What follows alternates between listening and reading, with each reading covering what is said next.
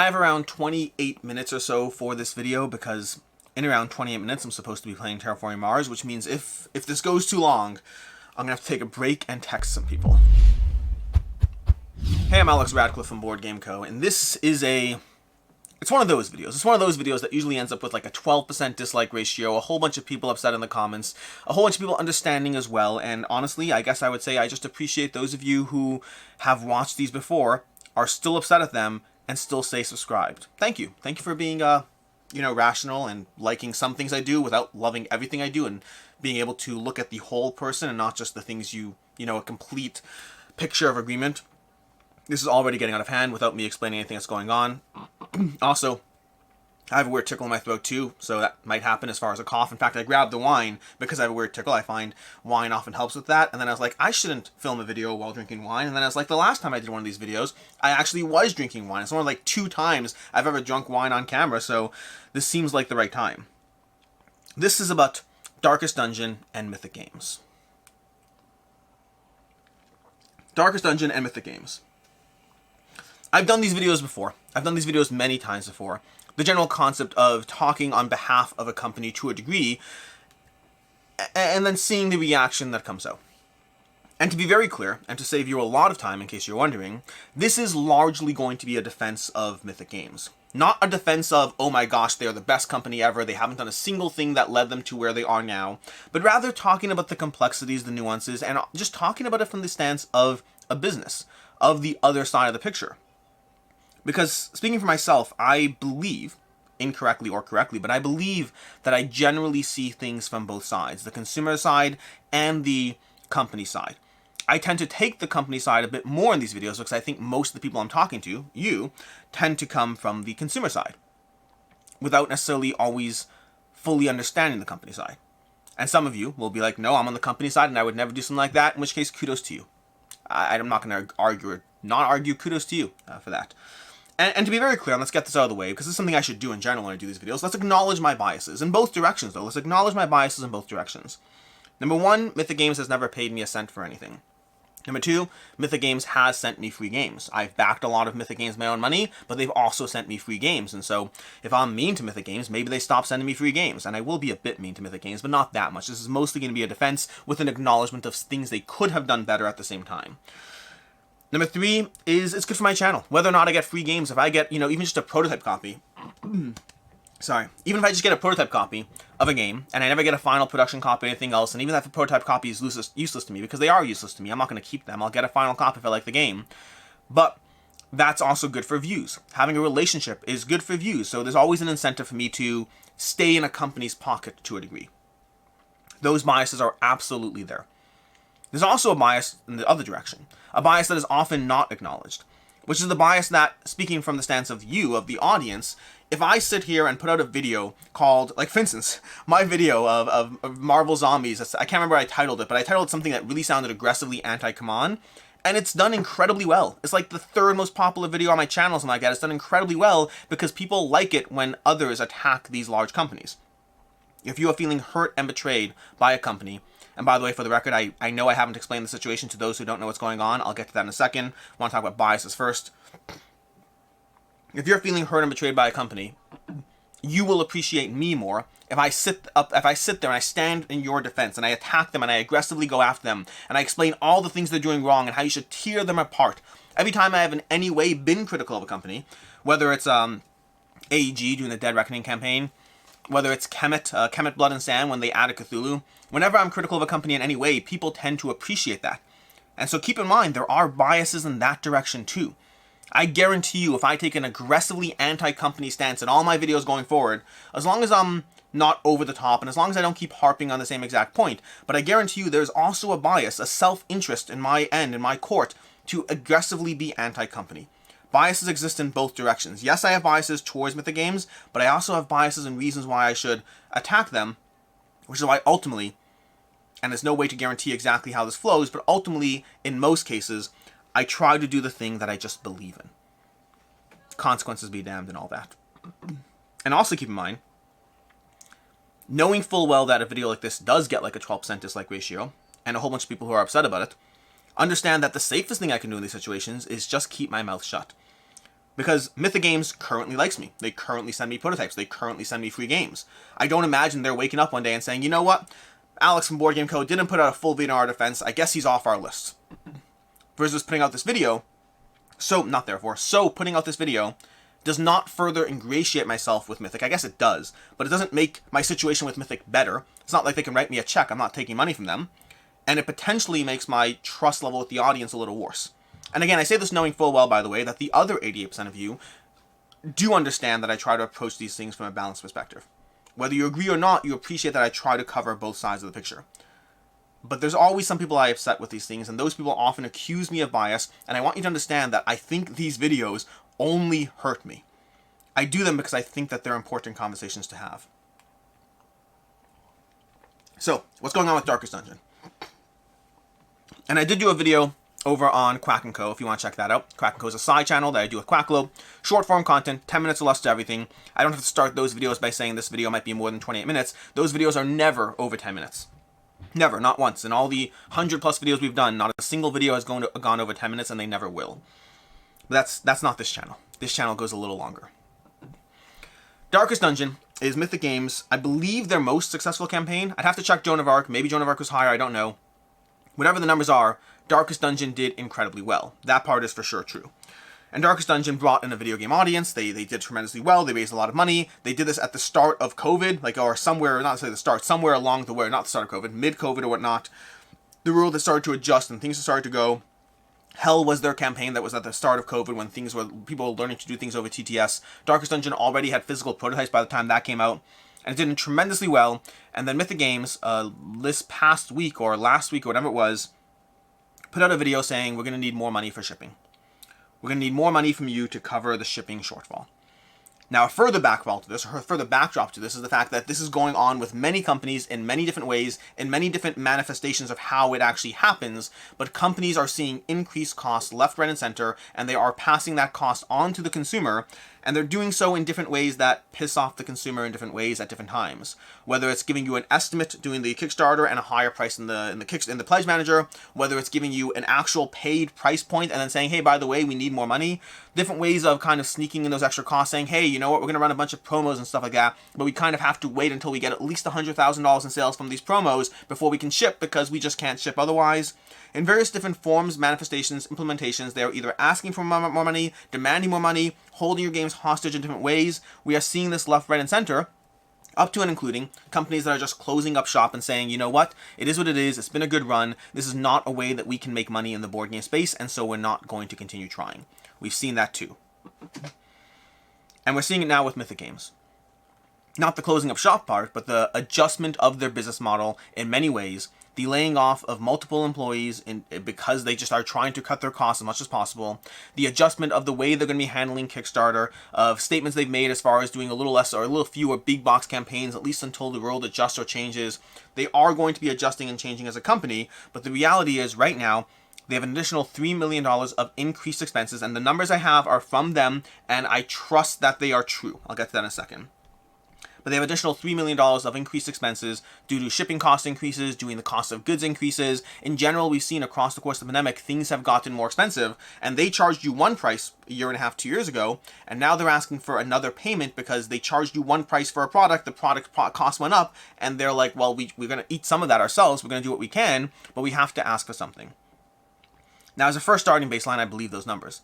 I believe those numbers in general, not necessarily to the exact dollar, but the general concept of the numbers I believe, because we're seeing it with all companies in different ways. I've talked to many people in the board game space and many different companies, and they're all seeing this degree of increased costs, this degree of charging a price a year and a half, 2 years ago, having to deal with the consequences today, because they always take into account something. There's always a degree of, well, we're charging the price today, and we're charging this price today, and we're making the product, a year and a half from now. There's always some degree of fluctuation, but not the degree of fluctuation the world has seen, and so companies are basically dealing with this fallout, this ramification of what the Kickstarter model is. I did a full video talking about the problem with Kickstarter and how it works, or more specifically, how it does not work when you are talking about a state of change, a constant state of flux, and the unknown. As far as why I believe the numbers more so, is because this falls into the whole realm of conspiracy theory. You'd have to have people, if you want to lie to your audience about numbers, you have to have people you're dead certain are willing to lie with you. In general, when companies put out any form of numbers, I tend to believe them, because unless it's coming from one person and one person alone, there's an expression, what's the word? I can't remember the exact expression, but something like a secret between three people is not a secret, or something like that. The idea being that once you have a few people involved in a conversation, it's not something you can guarantee its secrecy. Once you have more than one person involved in a conversation, you can't guarantee its secrecy. You have to hope for the allegiance of the people along the way. And how many people are involved in any number of different things? How many people know different things? How much are you willing to lie and hope that this never comes back to bite you? My answer would be, I just don't want to lie about those things. Maybe Mythic is, but I don't imagine why. I don't imagine the upside. I mean, even just think about it practically speaking. They also, in their update, said that they involved Redhook. Redhook, I think, is the company involved. So they put public statements about numbers, along with a monetary contribution from Redhook. I have to imagine Redhook has seen their numbers before putting up $100,000 of their own money in order to further alleviate this cost. I have to imagine Redhook didn't just say, sure, we'll just go ahead and write you a check. I have to imagine they're involved in the numbers, which means more people involved in the potential deceit and conversations, which again, just to me, makes no sense. I tend to assume, what is it, Occam's razor? The simplest solution is most often the correct one. It is far more likely that the numbers Mythic Games gives us is accurate, because the alternative is a well-crafted, manipulated lie when the reality of the world supports the general concept of the numbers they are giving. Doesn't mean that the numbers are true.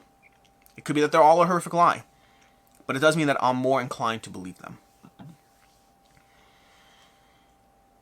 And the reason I talk about things from the side of a business is because I think things in general, I think it's very easy to see a situation, to be frustrated by a situation, and to immediately accuse others on the reverse side of anything. I was dealing with this literally today in the YouTube comments. I recently closed up Board Game Co., my own business. I recently closed it down. You can watch a full video on that too if you want more stuff and drama and business things and all those fun things.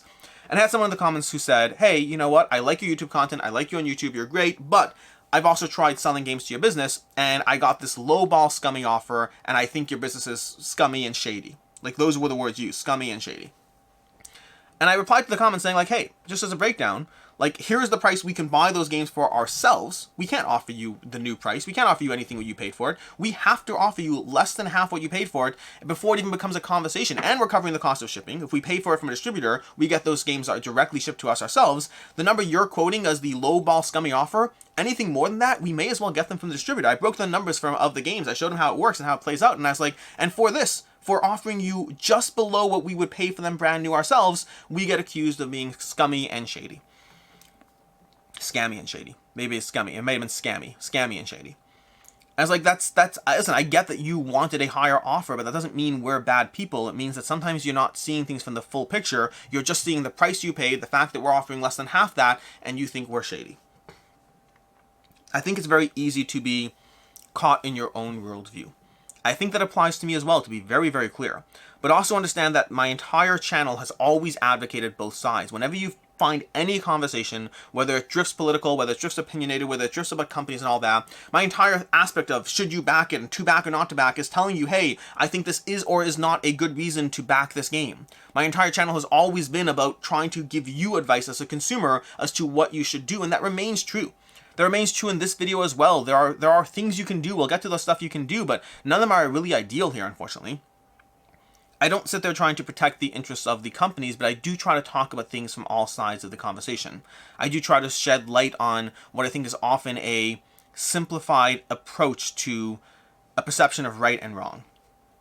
In the case of Mythic Games, in the case of any company, Mythic Games just happens to be the topic of the week or the topic of the day or whatever these are.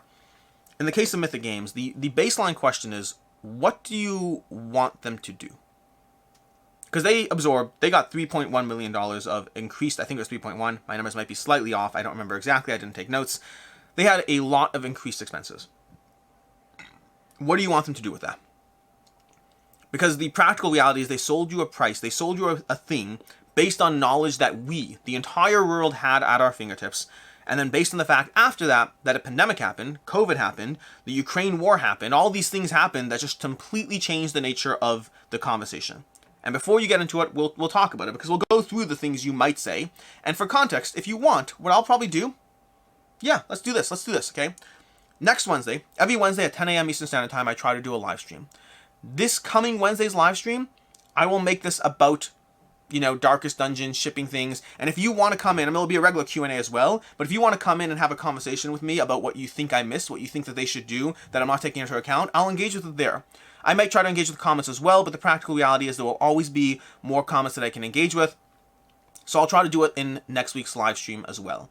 So if you think I missed points, if you're like, well, I hear you on this, this, and this, but that's not our complaint, I wanted you to talk about that, that, and that, we'll do that, because I won't cover everything. The nature of a one-sided conversation is I'm only covering the things I think you'll say, and not the things you actually will say, if that makes sense.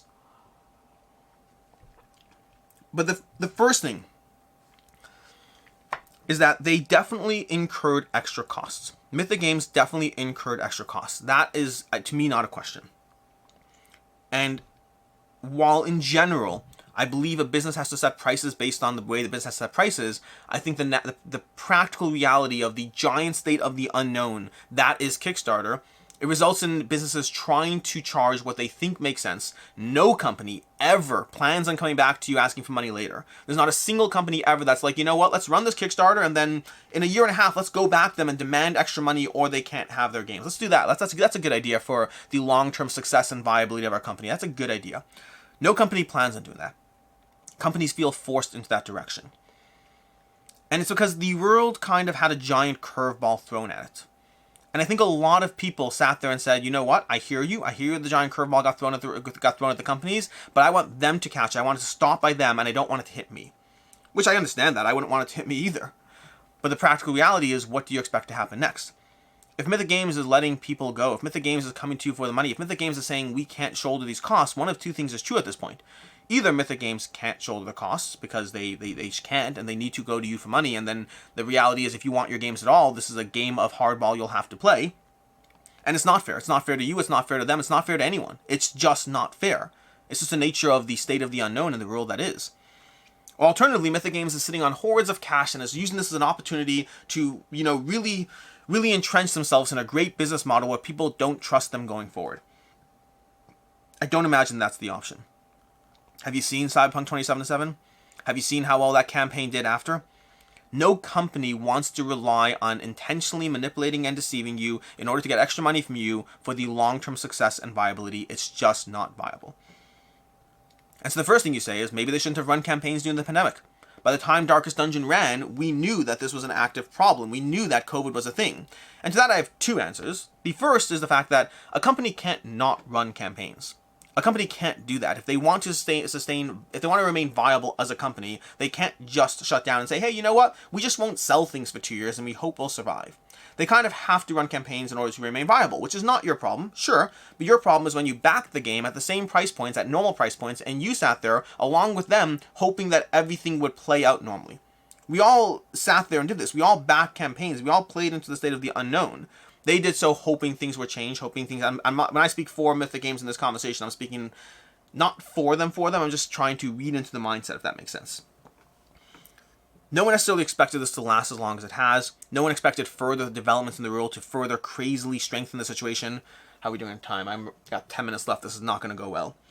No one expected the degree of change that things happened here, and that includes the people who backed these projects at the same price points, at the same shipping costs, at the same everything, fully expecting things to go well, not that much differently than Mythic Games. What they could have done is they could have run the projects and then give you significantly higher estimates on everything. Hey, by the way, here's the project cost. Also, shipping is going to be anywhere between, $20 and $200, just as a heads up. They could do that, and estimates are screwy. Estimates are kind of you lose either way. And this is where if a company is being truly, because I don't think Mythic Games is blameless. I think that Mythic Games operated with the best of intent, but as a business normally does, with a degree of trying to make it all work. If a company wanted to be truly transparent, they would basically tell you, hey, the estimate for this is between this, and this is the giant number you might be looking at. Who's to really say? The problem with that is estimates are trouble no matter what you do. And I'm coming this from someone who spent the past 10 years or 7 years, 8 years, spent the last 8 years working for a company. Before I left my last job, the job I was at is we built websites. We gave estimates to people all the time. Estimates are always a problem no matter what you're doing. If you estimate too low, people come back to you because they're wondering why things are more expensive. If you estimate too high, You may well scare off people with incorrect information. It's one thing to scare someone off. It's one thing to scare off a customer because something's going to cost $100. You tell them it costs $100 and they're like, I don't want to pay $100, and they walk away. That's totally fine. You know what really sucks as a company? When you're like, I don't know if it's going to be between like 80 to like 120, so I'll call it 100, because if I call it 120, they may walk away even though it's going to cost 80. They'd be totally fine paying 80. The inherent balance of estimates is no matter what you do, you're in trouble. You're either scaring away people for no reason, or you're giving a potentially lower, even middle number, and then having to deal with the fallout later. Estimates are always a problem. Additionally, by the way, if you do give an estimate and you give the higher estimate, the people you don't scare off, there's an incentive to try to spend as much of that as possible.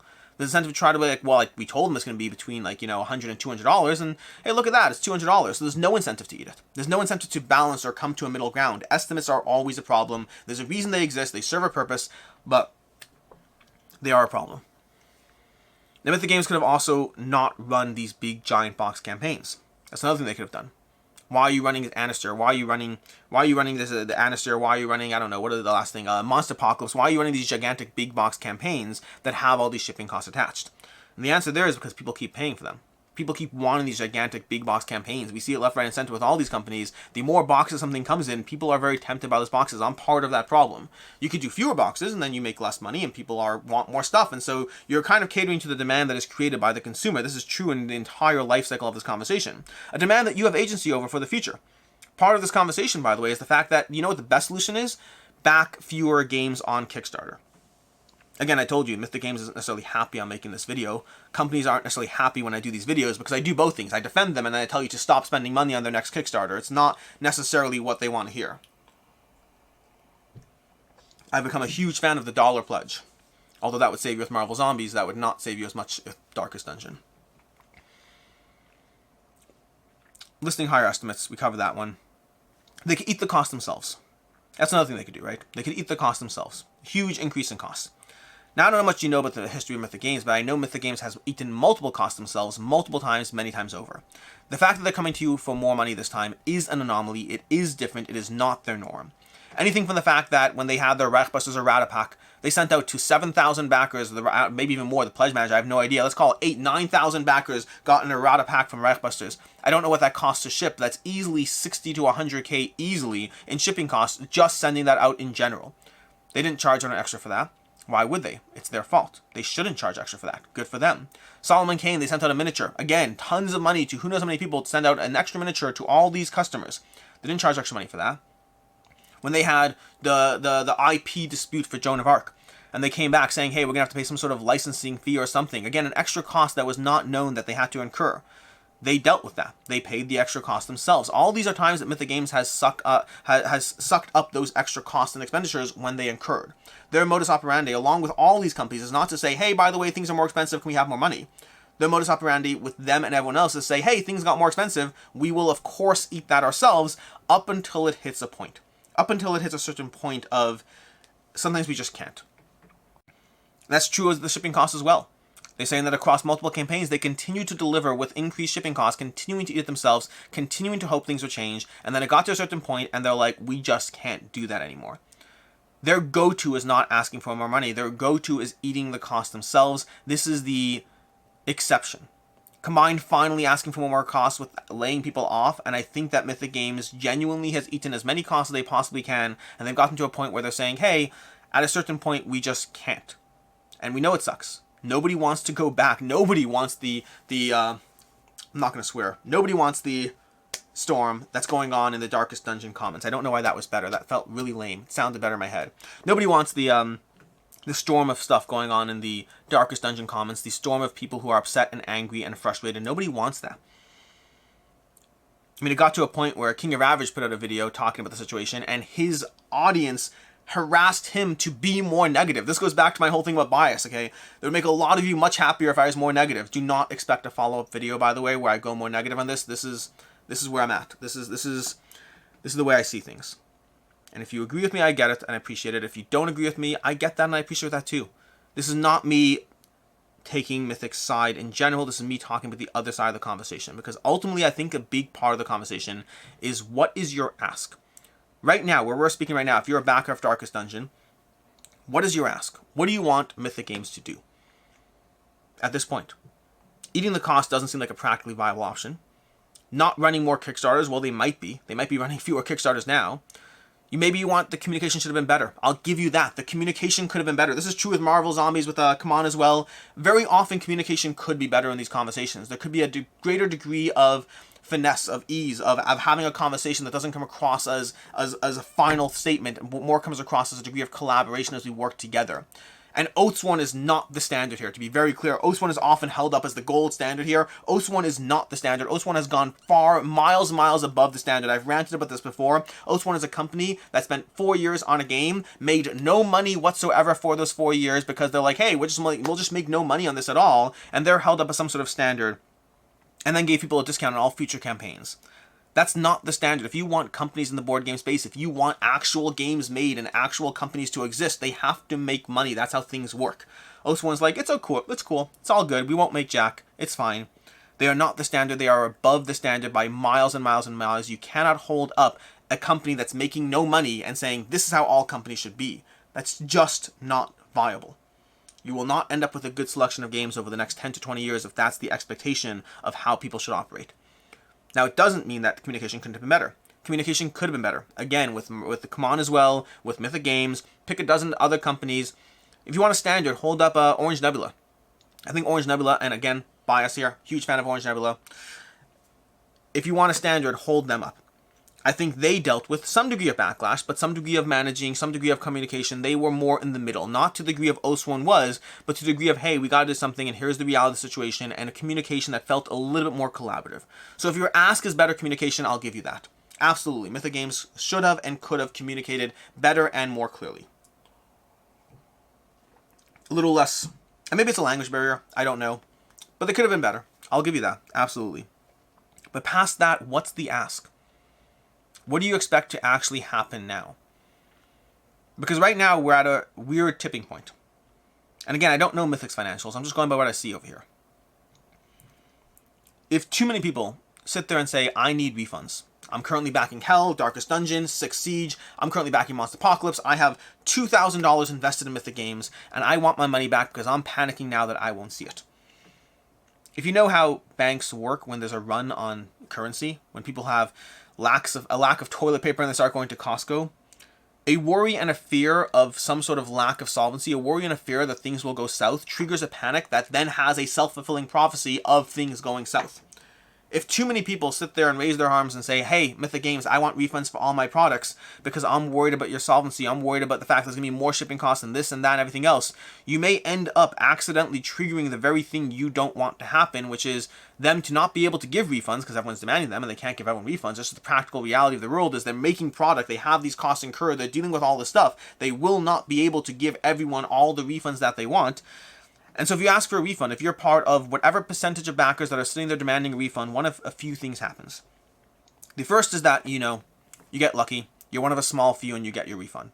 On Darkest Dungeon, on other campaigns, and whatever it is. The second is you have too many people who ask for refunds, and Mythic Games financially goes insolvent, giving you the refunds they want, and some of you get refunds, some of you don't, but no one really gets their games. And that's the end of Mythic Games as we know it. The third option is that Mythic Games sits there and does not give you the refunds they want because they can't afford to, and we're left back to square one where you still don't have the refund you want, but now everyone's more upset and there's even further lack of trust and even more ticked off, but you're back at square one where everyone, Mythic Games and the backers, being more frustrated at the situation. And I'm not saying you shouldn't ask for a refund. I'm late now. My 28 minutes is up. I'm not saying you shouldn't ask for a refund. That's your decision to make, and that's your decision that you'll have to live with. Because whatever I talk about in this video doesn't help you. If you sit there, meaning if I sit there and talk about this and I in some way encourage you to not ask for a refund that you would have asked for before, if you don't get your product, that's still on you, it's not on me. And I don't know what the future holds. Do what you need to do for yourself, ask what you need to ask, and by all means, if you want to get a refund, ask for a refund. Just understand that it's a messy situation no matter what happens. And I think, or I assume Mythic Games operated in some degree of good faith with a degree of trying to ensure the financial viability and continued operation of its company, of delivering all the games. I assume. Maybe I'm not. Maybe I'm gullible. Maybe I'm just too naive and believing in the good of people in general. Maybe. That maybe was genuine, by the way, not sarcastic. Maybe I am. I don't know. But I think I think that the more people that really push that whole refund line, the more you might create the self-fulfilling prophecy that you're worried about. I don't know what Mythic's coffers look like. I don't know what their bank accounts look like. But I would encourage those of you who are on the fence to ask yourself genuinely, what do you expect them to do? And what would you do if you were in their shoes? It's not easy, I'll tell you that. I've said this again and again and again. Any single day of the week, I would rather be the person who's being charged an extra $30, $40, $50, $60 than the company that has to sit there and say, hey, by the way, you know, all our backers that support us, we need to ask you for all that money. I would rather be the other person any day of the week. Games are expensive, and they're a luxury hobby. And I genuinely encourage you, I've said this in multiple videos, from the Command video, from a Fallout Kickstarter video, from the second Command video, from the Mythic Games video, from the next time this becomes a very loud and obnoxious drama. I genuinely encourage you to question what you should and shouldn't back, and what degree of financial unknown you are okay with. I've been backing half the projects I used to. I still back, but far less. Because I'm not willing to step off a ledge into the unknown. The company's financial viability of whether a company can or cannot produce a game, that's not my problem. You know what is my problem? Trying to actually get the game I paid for now. Trying to actually deal with the reality of the situation as it currently stands. I didn't back Darkest Dungeon, full transparency, I didn't. But I did back Monster Apocalypse, I did back Six Siege. What's the last campaign? I feel like I did back Hell the Lost Saga. I'm very much all in on many Mythic games. Happens to be Darkest Dungeon is the one that I did not back. Oh, Anastyr. I'm in a bunch of these Mythic campaigns. I am not immune here. So, I mean, if you want, you can call this a self-interested video of Alex from Board Game Co. putting out a whole video trying to ensure that there's no collapse of Mythic games. Maybe. I mean, it's not the worst video. There's not a strong defense of Mythic games.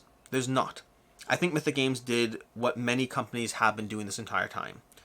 They tried to operate as best they could. They perhaps erred on the side of being optimistic about the state of the world and the way things would go. And they tried to hold that dam in place as long as they could before eventually having it break and suffering the consequences. And make no mistake, there are and will be consequences. There is a lack of faith here in Mythic Games that has not been there previously. The same fallout we saw with Marvel Zombies, and then following into Cyberpunk 2077 of having a lower funded Command campaign than ever before, which I do not believe is exclusively because of this, but I certainly believe it did not help. That fallout is and will be prevalent with Mythic Games as well. This is not something this is a bell that cannot be unrung. But I'm just curious what you actually hope will happen for you. What you actually expect to happen now. Because the frustration is there. But the frustration should mostly, not exclusively, I believe the frustration should be 90% at the state of the world in general, at the state of the unknown, of the fact that giant life-shattering events happened across the board. I think 10% of it should be on Mythic Games for perhaps being overly optimistic with how things go. And yes, a lot of people will say, hey, they shouldn't have 17 campaigns in the queue. But you know what? The 17 campaigns, it's not 17, whatever it is, 6 campaigns in the queue. But they were doing fine with that cycle up until COVID made things worse. Everyone goes to that fallout. Well, if you would have shipped your campaign on time, you wouldn't be dealing with these increased freight prices. That's true, but that's not how the world operates. We all deal with the best information we have. We all make the best predictions we can, and it's far easier to point the finger at the company and say, this is your fault, you fix it. Because the alternative is there's no one else to really point a finger at. I think that's where I'll end this one. Be more mindful of what you back in the future. Of anything you do in this video, whether you choose to demand a refund, not demand a refund, back another Mythic game, don't back a Mythic game, all of that I think is a separate conversation. I think the biggest takeaway is the one I've been harping on every single time I have this conversation. I will defend the company for not having predicted how the world turns out. I will defend companies for that. I don't think that they can do that. I will not defend them when I think the communication could be better. I think that, well, I'll still defend them, but I will I will critique them when I think the communication could have been better. This is a problem that I've suffered on mine as well, by the way. My whole closing of Board Game Co., I also have problems that could be and should be better. I'm sympathetic because I've been in the other shoes. I understand what it's like to try to make a company work while being sympathetic to the other people on the side, while actually caring about everyone involved, but feeling torn between different obligations to different parties. And I think it's messy, I think it's hard, and I think that people will vilify them and me and others, and I think those people usually, not always, have not run companies. Back responsibly. And as far as Darkest Dungeon, follow your heart or your logic or your whatever. But understand that this is not Mythic Games trying to hurt people or screw people or get a few extra dollars from them. This is a company dealing with a bad hand as best as they possibly can. Until next time, I'm Alex Radcliffe from Board Game Co. I'm late to Terraforming Mars now. And until next time, I hope you have a good one.